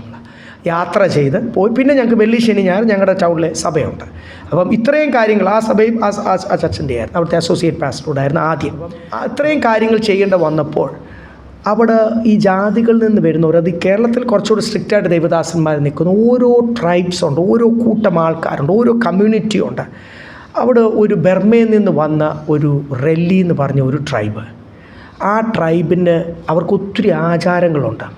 7 കൂട്ടം പഞ്ചാബികൾക്കുണ്ട്, അത് നിങ്ങൾക്കറിയാമല്ലോ. അതിലൊന്നാണ് അവരുടെ വാള്, അവരുടെ താടി, അവരുടെ ടർബൻ ഒക്കെ. അതുപോലെ തന്നെ ഈ റെല്ലി എന്ന് പറയുന്ന ബർമയിൽ നിന്ന് വന്ന ട്രൈബിന് അവർ ഒത്തിരി ഉണ്ട്, കുറച്ചൊന്നുമല്ല. അവിടുത്തെ ആന്ധ്ര യൂണിവേഴ്സിറ്റി എന്ന് പറഞ്ഞ ക്യാമ്പസിൽ പകുതി ജോലിക്കാർ അവർക്ക് വലിയ കോട്ട ആന്ധ്ര ഗവൺമെൻറ് കൊടുത്തിട്ടുണ്ട്. ഒരു വലിയൊരു കൂട്ടം, ഒരു സെക്ഷനിൽ അവരാണ് താമസിക്കുന്നത്. അവർ ഭയങ്കരമാരുമാണ്. അപ്പം ആ ട്രൈബിന് അവർക്ക് വേണ്ടി അവരിൽ നിന്ന് ആൾക്കാർ വിശ്വാസത്തിൽ വരാൻ വേണ്ടി ചില കുടുംബങ്ങൾ വന്നപ്പോൾ വേറെ സഭ അടുത്തോട്ട് അവർ കൊണ്ടുപോയിരിക്കാൻ വേണ്ടി ഈ ദേവദാസനെ എടുക്കുകയും അവരിൽ ഒരാൾ പെട്ടെന്ന് കല്യാണത്തിന് വേണ്ടി സ്നാനപ്പെടുത്തുകയും, ഞാനത് സ്നാനത്തിന് പോയില്ല, ഞാൻ പറഞ്ഞ തെറ്റാന്നും പറഞ്ഞു. അത് കഴിഞ്ഞ് അവരുടെ വിവാഹത്തിൻ്റെ കാര്യം വന്നപ്പോൾ ഞാനോട് കൂടിയാ ചെയ്യണമെന്ന് പറഞ്ഞപ്പോൾ ഞാൻ ഓരോ കാര്യങ്ങൾ ശ്രദ്ധിച്ചപ്പോൾ അവിടെ എന്തുവാണെന്നറിയാം, അവരുടെ അപ്പച്ചന്മാരെ അടക്കിയ അല്ലെങ്കിൽ ദഹിപ്പിച്ച ചാരമുണ്ട്, അതവർ കുടത്തി സൂക്ഷിച്ചു, അവർ ഒഴുക്കിക്കളയത്തില്ല, അവർ സൂക്ഷിച്ചു വെക്കും. മക്കളുടെ വിവാഹത്തിൻ്റെ സമയത്ത് വലിയപ്പച്ചന്മാരുടെ അടക്കിയ ചാരം അവരങ്ങോട്ടും ഇങ്ങോട്ടും എക്സ്ചേഞ്ച് ചെയ്യും. അവരുടെ ഫോട്ടോകൾ അങ്ങോട്ടും ഇങ്ങോട്ടും എക്സ്ചേഞ്ച് ചെയ്യും. 5, 6, 7 കൂട്ടം കാര്യങ്ങൾ, ഞാനിപ്പോൾ എല്ലാം ഓർക്കുന്നില്ല. എന്തൊക്കെയോ ആചാരങ്ങൾ, പൈശാചിക ആചാരങ്ങൾ, അതവർക്ക് വിവാഹത്തിന് ചെയ്യണം. അത് ഞങ്ങളുടെ കമ്മ്യൂണിറ്റിയുടെ പാരമ്പര്യമാണ്, ഞങ്ങൾക്കത് ചെയ്യണം. ആ ദൈവദാസൻ റെഡിയായി ആ കാര്യങ്ങൾ ചെയ്യാൻ. ഒരൊറ്റ വിഷയത്തിന് ഞാനൊന്ന് കൂടിയുമില്ല. ഞാൻ ആ വ്യക്തിയോട് പറഞ്ഞു, നമ്മൾ തമ്മിൽ സ്നേഹബന്ധമുണ്ട്, ശുശ്രൂഷയിൽ ഇനി ഒരു പങ്കും കാണത്തില്ല എന്ന് പറഞ്ഞു. അത് നിമിത്തം 6 മാസം ഞങ്ങൾ മാറി ഒരു അന്യദേശത്താണ്. ഞങ്ങൾക്ക് അടുത്ത ഓപ്ഷൻ പിതാവും പറഞ്ഞു, നീ എന്തിനാ അവിടെ കിടന്ന് കഷ്ടമായിരിക്കും, തിരിച്ചിങ്ങിപ്പോൾ നമുക്ക് ഇവിടെ എന്തെങ്കിലും ചെയ്യാം, ഇവിടെ ടീം വർക്കൊക്കെ ഉണ്ടല്ലോ എന്ന് പറഞ്ഞു. പക്ഷേ ദൈവം ഞങ്ങൾ 2ാമത് ആ ദേശത്തോട്ട് അയച്ചതായതുകൊണ്ട് ഞങ്ങൾ അവിടെ നിന്ന് 6 മാസം അത്യാവശ്യം നല്ലപോലെ പട്ടിണി കൂടി. ഒത്തിരി നാളിന് ശേഷം ഞങ്ങൾക്ക് ഒരു ബിസ്ക്കറ്റ് പോലും വാങ്ങിക്കുവാൻ കഴിയാതെ ഒത്തിരി നാളിന് ശേഷം, ഇതാരും അറിയുന്നില്ലല്ലോ, അവരുടെ വിചാരം അല്ലെങ്കിൽ നാട്ടിൽ കാശുണ്ടല്ലോ, അല്ലെങ്കിൽ പല ദേവദാസന്മാരെ സപ്പോർട്ട് ചെയ്യുന്നുണ്ടല്ലോ. ഒരു 2-3 മാസം ഞങ്ങൾ ഇങ്ങനെ ഒരു അനുഭവത്തിൽ കൂടി കടന്നു പോയതിന് ശേഷം ഒരു വിശ്വാസി, ഞാൻ പറഞ്ഞേ, നമ്മൾ ആരും വിശ്വാസികളോട് ഒരു കാര്യം പറയുന്നില്ല, ആരാധന നടക്കുന്നുണ്ട്. ഞങ്ങൾ ഒരു നേരം പോലും കഴിക്കാൻ പറ്റാത്തതുകൊണ്ട് ഞങ്ങളങ്ങ് ഫുൾ ഉപവാസമാണ്. ഞാനങ്ങ് അസ്ഥിപഞ്ചനമായി. ഒരു സ്നാനം ആ സമയത്ത് നടന്നു, ഒരു 8 പേരെ സ്നാനപ്പെടുത്തി ഒരു സ്നാനം നടന്നു.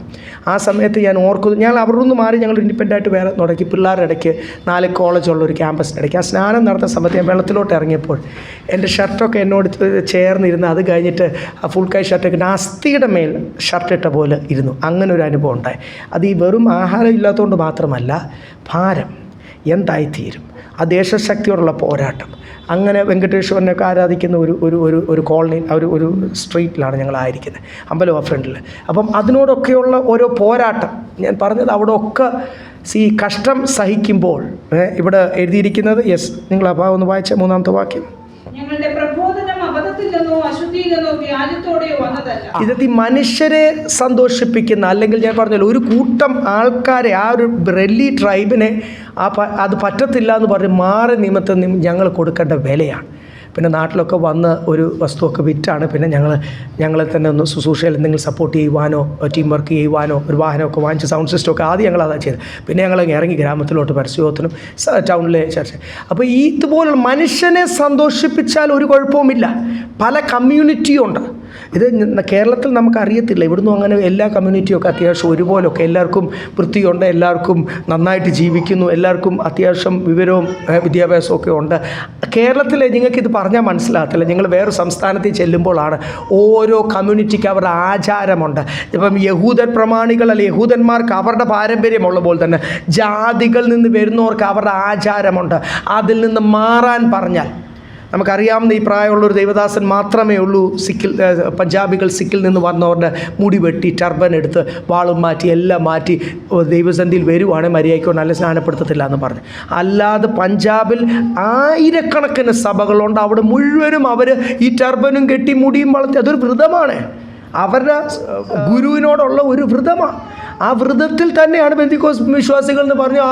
ഇവിടെയുള്ള നമുക്കറിയാവുന്ന പഴയ പെന്തിക്കോസ് സഭകളൊക്കെ അവിടെ പഞ്ചാബിൽ ആരാധിക്കും. ഞങ്ങൾ ഒന്നിച്ച് പഞ്ചാബിൽ പോയി ഞങ്ങൾ ഈ കാര്യങ്ങളെല്ലാം പലർത്തി യാത്ര ചെയ്ത് കണ്ടതാണ്. സ്തോത്രം. ഞാൻ പറഞ്ഞത്, ആചാരങ്ങളിൽ നിന്ന് ജാതികളെ മാറ്റുന്നതും യഹൂദ പാരമ്പര്യത്തിൽ നിന്ന് യഹൂദന്മാരെ മാറ്റുന്നതും രണ്ടും പാടുള്ള കാര്യമാണ്. പക്ഷേ അവിടെയൊക്കെ മൂന്നാമത്തെ വാക്യത്തിൽ എഴുതിയേക്കുന്ന ഒരു മനുഷ്യനെയും സന്തോഷിപ്പിക്കാതെ, ഒരു മനുഷ്യനെയും പ്രസാദിപ്പിക്കാതെ. അതുകൊണ്ട് ഞങ്ങൾ പറയുന്ന വചനം ഏതെങ്കിലും ഒരു മനുഷ്യനെ, ആചാരത്തെ, ഒരു കമ്മ്യൂണിറ്റി, ഒരു കൂട്ടം ആൾക്കാരെ പ്രസാദിപ്പിച്ചാണെങ്കിൽ അതിൻ്റെ അകത്ത് അത് പൂർണ്ണമായിട്ട് കറക്റ്റല്ല, അതിൻ്റെ എററുണ്ട്, അതിൻ്റെ അകത്ത് തെറ്റുണ്ട്, അത് പൂർണ്ണമല്ല. അത് ചിലർക്ക് വേണ്ടി ചില കാര്യങ്ങൾ ആ ദൈവദാസനങ്ങ് വിഴുങ്ങി. ചില കാര്യങ്ങൾ പറഞ്ഞാൽ ആ കൂട്ടം ആൾക്കാർ സഭയിൽ നിന്ന് പോകുമോ എന്ന് വിചാരിച്ച് എന്ത് ചെയ്തു, അത് പറയാതെ. പക്ഷെ ഞങ്ങൾ പറയുന്ന വചനം പ്രാഗൽഭ്യത്തോട് അപ്പോസ്തലൻ പറഞ്ഞ ആൾ വന്നാലും വന്നില്ലേലും അത് ദൈവം പറഞ്ഞതുപോലെ തന്നെ പറഞ്ഞു. എന്നിട്ട് 4-ാമത്തെ വാക്യം, ഞങ്ങളെ സുവിശേഷം പരമേൽപ്പിക്കേണ്ടതിന് ഞങ്ങൾ ദൈവത്തിന് കൊള്ളാകുന്നവരായി തെളിഞ്ഞതുപോലെ ഞങ്ങൾ മനുഷ്യരെയല്ല, ഞങ്ങളുടെ ഹൃദയം ശോധന ചെയ്യുന്ന ദൈവത്തെ അത്രേ പ്രസാദിപ്പിച്ചുകൊണ്ട് സംസാരിക്കുന്നു. മനുഷ്യനെ ഞങ്ങൾ പ്രസാദിപ്പിച്ചില്ല, പക്ഷെ ഒരു ദൈവമുണ്ട്. ഹി ടെസ്റ്റ് അവർ ഹാർട്ട് എന്ന് എഴുതിയിരിക്കുന്നു ഇംഗ്ലീഷിൽ. നമ്മുടെ ഹൃദയത്തെ ശോധന ചെയ്യുന്ന, അല്ലെ പരീക്ഷിക്കുന്ന ഒരു ദൈവമുണ്ട്. ആ ദൈവത്തെ, ഹൃദയത്തെ ശോധന ചെയ്യുന്ന, ഹൃദയത്തെ പരീക്ഷിക്കുന്ന, ഹൃദയത്തെ തൂക്കി നോക്കുന്ന ആ ദൈവത്തിന് പ്രാഗൽഭ്യത്തോട് താൻ പറഞ്ഞു, ആ ദൈവത്തെ പ്രസാദിപ്പിച്ചുകൊണ്ട് ഒരു മനുഷ്യനെ പ്രസാദിപ്പിക്കാൻ, ആ ദൈവത്തെ പ്രസാദിപ്പിച്ചു എന്ന് മാത്രമല്ല, ആ ദൈവമാണ് എന്ത് ചെയ്യേണ്ടത്, അംഗീകരിക്കേണ്ടത്. മനുഷ്യനെ പ്രസാദിപ്പിച്ച് എബ്രായ ലേഖനത്തിലും ഗലാത്യ ലേഖനത്തിലും ഒക്കെ അത് എഴുതിയിട്ടുണ്ട്. മനുഷ്യനെ പ്രസാദിപ്പിച്ചായിരുന്നെങ്കിൽ എനിക്ക് എന്ത് ചെയ്യാൻ പറ്റത്തില്ല, ദൈവത്തെ പ്രസാദിപ്പിക്കുവാൻ കഴിയത്തില്ല. ഇന്ന് പകൽക്കാലം ദൈവമക്കളെ നമുക്കൊരു തീരുമാനമെടുക്കാം. 2 ഓപ്ഷനാണ് നമുക്കുള്ളത്. ഒരല്പം ഞാനിന്ന് പകൽക്കാലം തൊട്ട്, അല്ലെങ്കിൽ ഇന്ന് തൊട്ട് ഞാനൊന്ന് അയഞ്ഞാൽ, ഉപദേശത്തിൻ്റെ വിഷയത്തിലൊന്ന് അയഞ്ഞാൽ, ഈ സഭാ ഹോൾ പോരാതെ വരും എന്ന് പറഞ്ഞാൽ 1 മാസത്തിൻ്റെ അത് നിറയും. ഇനി 2ാമത്തെ ഒരു നിലയും കൂടി വേണം ഉണ്ടാക്കേണ്ടത്. അതൊന്നും പോരാതെ നമുക്ക് വേണമെങ്കിൽ ഗ്രൗണ്ട് റിലീസിനെടുത്ത് ചിലപ്പോൾ നടത്തേണ്ടി വരും. പന്തല കെട്ടി കൊച്ചി മുഴുവൻ വേണേൽ കൂട്ടാൻ പറ്റും. വലിയ ക്രൂസൈഡ് പോലെ നമുക്ക് ആരാധന നടത്താൻ പറ്റുമോ? അതൊക്കെ പറ്റുമോ? പറ്റും, ഉപദേശത്തിലൊന്നും അയഞ്ഞാൽ. പക്ഷേ ദൈവം എന്നെ എന്ത് ചെയ്യത്തില്ല. ഇംഗ്ലീഷ് എഴുതിയേക്കുന്ന അപ്രൂവ്ഡ് ബൈ ഗോഡ് എന്ന് എഴുതിയേക്കുന്നത്. ദൈവം എന്നെ അംഗീകരിക്കത്തില്ല, മനുഷ്യൻ അംഗീകരിക്കും. ഇവിടെ 2 മതിലിൻ്റെ ഇപ്പുറത്തൊരു MLA, അപ്പുറത്തൊരു MLA. ഇപ്പുറത്തെ MLA വ്യക്തിപരമായിട്ട് അറിയാം, ഞങ്ങൾ അയൽവക്കക്കാരായിരുന്നു, തൊട്ട് അപ്പുറത്തും ഇപ്പുറത്തും താമസിച്ചുകൊണ്ടിരുന്നവരെ. ഇതിൻ്റെ അകത്തുള്ള പാർട്ടിയിൽ ഒത്തിരി പേരെ, പല പാർട്ടികളെ ആൾക്കാരെ അറിയാം. ഒന്ന് അയഞ്ഞു കഴിഞ്ഞാൽ ഈ ഇവിടുത്തെ രാഷ്ട്രീയക്കാരെല്ലാം നമ്മളെ അംഗീകരിക്കും. ECDA ചെയർമാൻ ഉൾപ്പെടെ അംഗീകരിക്കും, രാഷ്ട്രീയക്കാർ അംഗീകരിക്കും, ദേശം അംഗീകരിക്കും, പള്ളി, ഇവിടെ വലിയൊരു പള്ളിയുണ്ട്, 10,000 കുടുംബമുള്ളൊരു പള്ളിയുണ്ട്, അവരെല്ലാം നമ്മളെ അംഗീകരിക്കും. ദേശത്തെ അസോസിയേഷൻ നമ്മൾ എന്ത് ചെയ്യും, അംഗീകരിക്കും. എല്ലാ മനുഷ്യരും നമ്മളെ അംഗീകരിക്കും. പക്ഷേ ദൈവം എന്നെ അംഗീകരിച്ചില്ലെങ്കിൽ, ദൈവമക്കളെ, ആ കൂട്ടത്തിലെ ആരെങ്കിലും ഒരാൾ സ്വർഗത്തിൽ പോകുമോ? ഈ നടത്തുന്ന ദൈവദാസൻ സ്വർഗത്തിൽ പോകുമോ? ഇല്ലയെന്ന് പറ. ആ സ്തോത്രം. ഹല്ലേലൂയ. പാസ്റ്ററാന്ന് വിചാരിച്ച് ഫീൽ അടിക്കുന്നൊന്നും വിചാരിക്കണ്ട. പോകത്തില്ലെന്ന്. ഞാൻ അയഞ്ഞു കഴിഞ്ഞാൽ ഞാനും പോകത്തില്ല, നിങ്ങളും പോകത്തില്ല. അപ്പോൾ എന്തോ നമുക്ക് വേണ്ടത്? 2 ഓപ്ഷനാണ് ഉള്ളത്. മനുഷ്യനെ അല്പമെങ്കിൽ പ്രസാദിപ്പിച്ച് ഒരു ഒരു ഒരു ഒരു ജോലി സ്ഥലമുണ്ട്, അസോസിയേഷനുണ്ട്, അയൽവക്കക്കാരുണ്ട്, കുടുംബക്കാരുണ്ട്. കുടുംബക്കാരെയൊക്കെ ഒന്ന് സന്തോഷിപ്പിച്ച് ഒരു പരുവത്തിനങ്ങ് പോയാൽ മതിയോ? അങ്ങനെ പോയാൽ വിവരമറിയുന്നത് കാഹളം ഊതുമ്പോൾ. ഈ പരുവത്തിന് പോകുന്നവരെടുക്കപ്പെടുമെങ്കിൽ സത്യത്തിന് വേണ്ടി, കർത്താവിന് വേണ്ടി വില കൊടുത്ത് നിൽക്കുന്നവരോട് കാണിക്കുന്ന ദൈവത്തിൻ്റെ അനീതിയായി പോകത്തില്ലേ? അങ്ങനെ ഒരിക്കലും എൻ്റെ ദൈവം ചെയ്യത്തില്ല. അതുകൊണ്ട് സത്യത്തിന് വേണ്ടി ദൈവം അംഗീകരിച്ചാൽ മതി എന്ന് പറഞ്ഞ് സത്യവചനത്തിന് വേണ്ടി നിൽക്കുന്നവരെ മാത്രമേ എടുക്കപ്പെടത്തുള്ളൂ. അതുകൊണ്ട് ഇവിടെ എഴുതിയേക്കുന്ന അപ്രൂവ്ഡ് ബൈ ഗോഡ്. ഗലാത്യർ 1:11 വായിച്ച ഗലേഷ്യൻസ് 1:10 നമുക്കറിയാവുന്ന ഭാഗമാണ്. ഇപ്പോൾ ഞാൻ മനുഷ്യരെയോ ദൈവത്തെയോ സന്തോഷിപ്പിക്കുന്നത് അല്ല, ഞാൻ മനുഷ്യരെ പ്രസാദിപ്പിക്കാൻ നോക്കുന്നുവോ? ഇന്നും ഞാൻ മനുഷ്യരെ പ്രസാദിപ്പിക്കുന്നു എങ്കിൽ ക്രിസ്തുവിന്റെ ദാസനായിരിക്കും. ഇന്നും ഞാൻ മനുഷ്യനെ പ്രസാദിപ്പിക്കുന്നെങ്കിൽ എന്ത് ചെയ്യത്തില്ല? ക്രിസ്തുവിൻ്റെ ദാസനായി തീരുവാൻ കഴിയത്തില്ല എന്ന് എത്ര വ്യക്തമായിട്ട് ഇവിടെ എഴുതിയിരിക്കുന്നില്ലേ? പ്രൈസ്. ദൈവത്തെ പ്രസാദിപ്പിച്ചാൽ മാത്രമേ ദൈവം അംഗീകരിക്കത്തുള്ളൂ. ദൈവത്തെ പ്രസാദിപ്പിച്ചാൽ മാത്രമേ ദേശത്ത് ദൈവത്തിൻ്റെ ഒരു വിറ്റ്നസ്, ഒരു സാക്ഷിയായി തീരുവാൻ കഴിയത്തുള്ളൂ. ദൈവത്തെ പ്രസാദിപ്പിച്ച് മാത്രമേ നമ്മൾ കൂടെ ദേശത്തൊരു ദൈവപ്രവൃത്തി ഉണ്ടാകത്തുള്ളൂ. നമ്മൾ നിമിത്തം ഈ കോംപ്രമൈസ് ചെയ്യുന്ന നിമിത്തമാണ് പലപ്പോഴും ഈ നാളുകൾ ദൈവപ്രവൃത്തി ഉണ്ടാകാത്തത്. പണ്ടൊക്കെ ദൈവസഭകൾ ദൈവമക്കളുടെ മധ്യത്തിൽ വലിയ, അതിന് ന്യായവിധിയാണെങ്കിലും അതിന് അത്ഭുതമാണെങ്കിലും രണ്ടും ദൈവനാമം മഹത്വപ്പെടുവാൻ അടിക്കടി ദൈവപ്രവൃത്തികൾ ഉണ്ടായിക്കൊണ്ടിരിക്കുന്ന ഇന്ന് ആ ദൈവത്തെ കൂട്ടമുണ്ട്. അത് വേറൊരു സഭ, ഇത് വേറൊരു സഭ, അത് വേറെ മതം, ഇത് വേറെ മതം എന്നല്ലാതെ ദേശത്തെ ദൈവജനത്തിൻ്റെ മധ്യത്തിൽ യഹോവയെ ഭയപ്പെടുവാൻ വല്ലതും നമ്മുടെ മധ്യത്തിൽ നടക്കുന്നുണ്ടോ? ഇന്ന് പകൽക്കാലം നമുക്ക് നമ്മളെ തന്നെ ശോധന ചെയ്യാം. അതുകൊണ്ട് ഏതെങ്കിലും ഏരിയയിൽ പാസ്റ്റർ മാത്രം ശരിയായി പോരാ, ഒരു വിശ്വാസി മാത്രം ശരിയായി പോരാ, നമ്മളൊരു കൂട്ടമാണ് ഒന്നിച്ച് ഒരു ഏരിയയിലും. മക്കളെയാട്ട ബൈബിളിൻ്റെ അകത്ത് അങ്ങനെയല്ലേ എഴുതിയേക്കുന്നത്. ലേവ്യരോട് എന്തോ പറഞ്ഞു, ലേവ്യരോടൊന്നും അല്ല കർത്താവ് പറഞ്ഞ്, ആരാണെങ്കിലും ഈ അനുസരണക്കേട് കാണിച്ച മോശ ഇറങ്ങി വന്നപ്പോഴതല്ലേ പറഞ്ഞ്, വാളെടുത്ത് നിൻ്റെ അപ്പനാണേലും അമ്മയാണേലും മക്കളാണേലും സഹോദരങ്ങളാണേലും വാളെടുത്തിട്ട് എന്ത് ചെയ്യാൻ? പഴയ നിയമത്തിലെ പ്രമാണമാണല്ലോ. അവൻ ഇനി ജീവിക്കാൻ യോഗ്യനല്ല. യഹോവയ്ക്ക് വേണ്ടി നിൽക്കാത്തവൻ, യഹോവയ്ക്ക് വേണ്ടി നിൽക്കാമെന്ന് പറഞ്ഞല്ലേ ചെങ്കടലൊക്കെ രണ്ടാക്കി അന്ന് തപ്പുമൊക്കെ എടുത്ത് ആർത്ത് ഞങ്ങൾ ദൈവത്തിന് വേണ്ടി നിന്നോളാം, ജാതിക ദേശത്തിൻ്റെ ദൈവം ഞങ്ങളെ നടത്തിയാൽ മതിയെന്ന് പറഞ്ഞ് സന്തോഷിച്ച് വരുന്ന കൂട്ടമല്ലേ. അത്ഭുതം ദൈവം അവർക്ക് വേണ്ടിയല്ലേ ചെയ്തത്. അവർക്ക് വേണ്ടതെല്ലാം കൊടുത്ത് മേഘസ്തംഭവും അഗ്നിസ്തംഭവും ദൈവം അവരെ നടത്തി.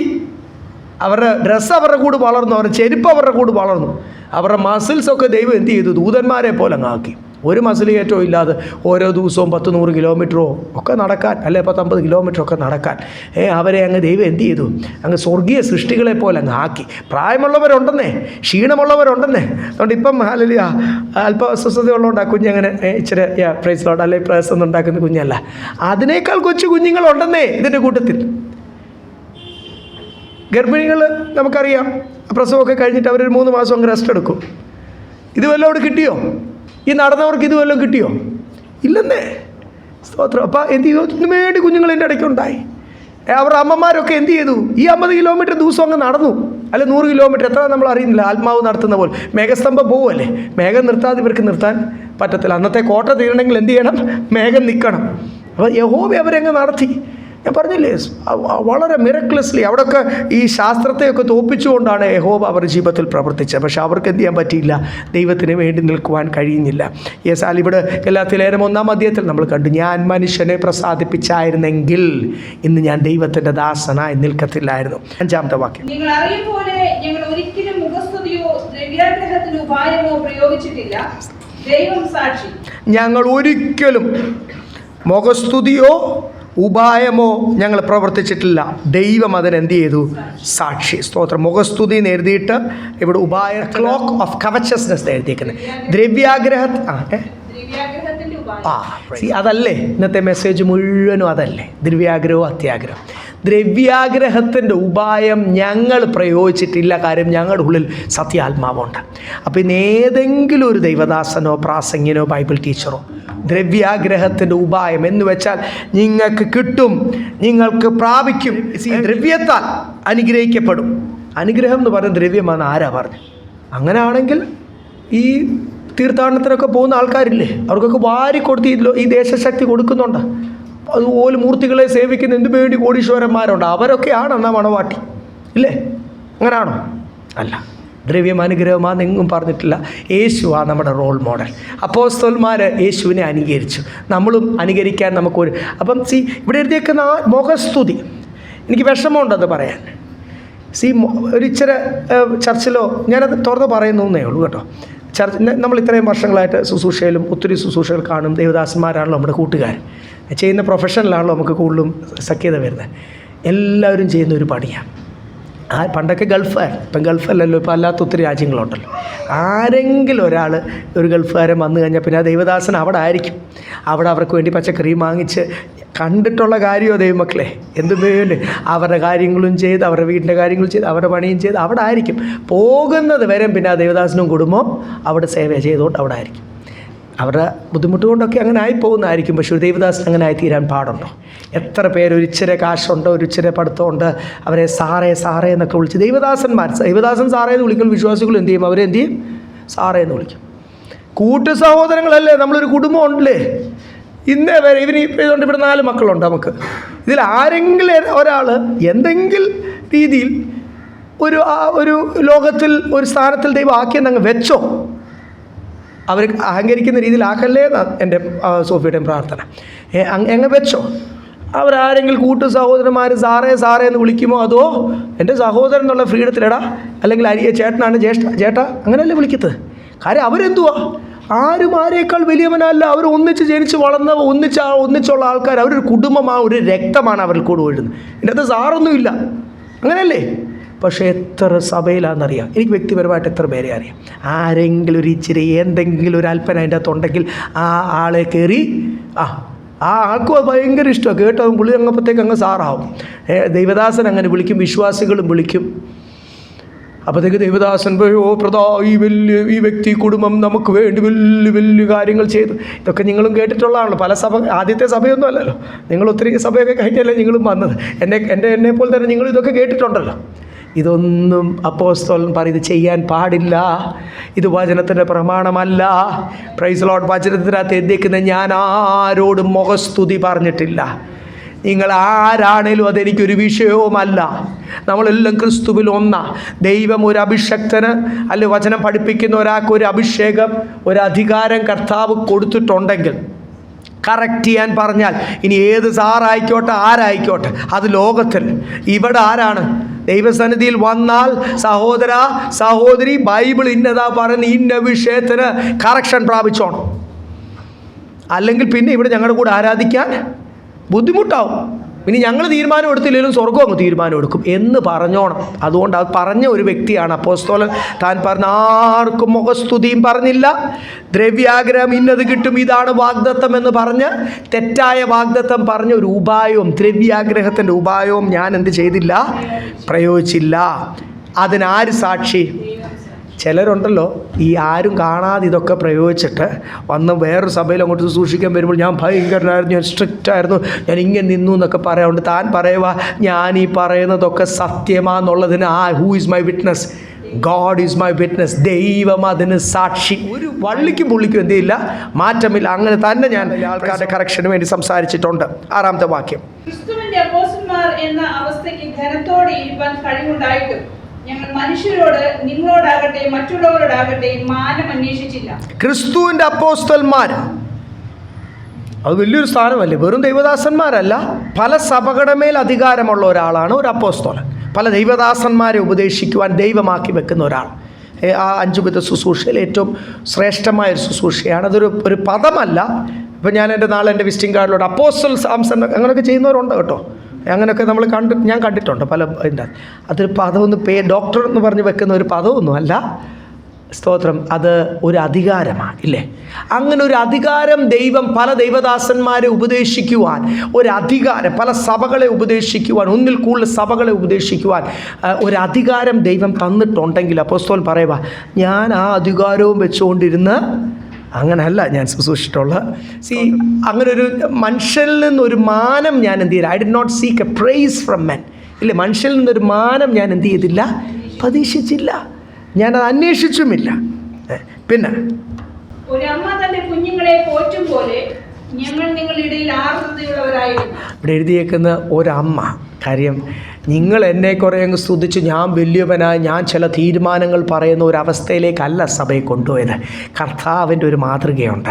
അത് പരിശുദ്ധാത്മാവ് എൻ്റെ നിറവിൽ താൻ നിൽക്കുന്നതുകൊണ്ട് തന്നോട് കർത്താവ് സംസാരിക്കും അതെങ്ങനെയാണ് ചെയ്യേണ്ടത്. ഒരു അമ്മ തൻ്റെ കുഞ്ഞിനെ കറക്റ്റ് ചെയ്യുന്ന പോലെ, അപ്പൻ കറക്റ്റ് ചെയ്യുന്നതിനേക്കാൾ കുറച്ചുകൂടെ സ്നേഹത്തോടുകൂടി അമ്മ കറക്റ്റ് ചെയ്യുന്നത്. അപ്പൻ ഉടനെ അടിച്ച് പുറത്താക്കും. അത് എൻ്റെ അപ്പനും അത് ചെയ്തിട്ടുണ്ട്, ഞാനും അത് പിള്ളേരോട് ചെയ്യുന്നുണ്ട്. അപ്പോഴേ പുറത്താക്കും. അങ്ങനെയുള്ള ഇച്ചിരി ക്ഷമയൊന്നുമില്ല, കുറവാണ്. കാര്യം അങ്ങനെ ഒരു ഡീലിങ്ങാണ്. അപ്പന്മാരുടെ ഒരു നേച്ചർ അങ്ങനെ ആയിരിക്കും, അല്ലെങ്കിൽ അങ്ങനെ അത്രയും സ്ട്രിക്റ്റായി പോവുക പലപ്പോഴും. പക്ഷെ അമ്മമാരെങ്ങനെയാണ്? സ്നേഹത്തോട് വീണ്ടും പറഞ്ഞ്. ചില അമ്മമാരുണ്ട് കുഞ്ഞുങ്ങൾക്ക് അവരുടെ തെറ്റിന് കൂട്ട് നിൽക്കുന്ന. ആ അമ്മയെ പറ്റിയല്ല ഇവിടെ ബൈബിളിൽ പറഞ്ഞിരിക്കുന്നത്. സ്നേഹത്തോട് വീണ്ടും പറഞ്ഞ് എൻ്റെ അവസാനത്തെ ആ പോയിന്റിൽ മാത്രം ഒരു തീരുമാനമെടുക്കുന്ന ഒരവസ്ഥയിലേക്ക് ഒരമ്മ തൻ്റെ കുഞ്ഞിനെ എങ്ങനെ അവിടെ എഴുതിയിരിക്കുന്നത്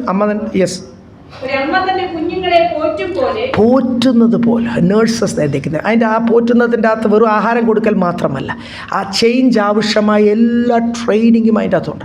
ആ ജ്ഞാനത്തിലും ആ അധികാരത്തിലും. അതുകൊണ്ടാണ് കുഞ്ഞുങ്ങൾ എന്തെങ്കിലും മോശമായി പോയാലും ആരെയാണ് പറയുന്നത്?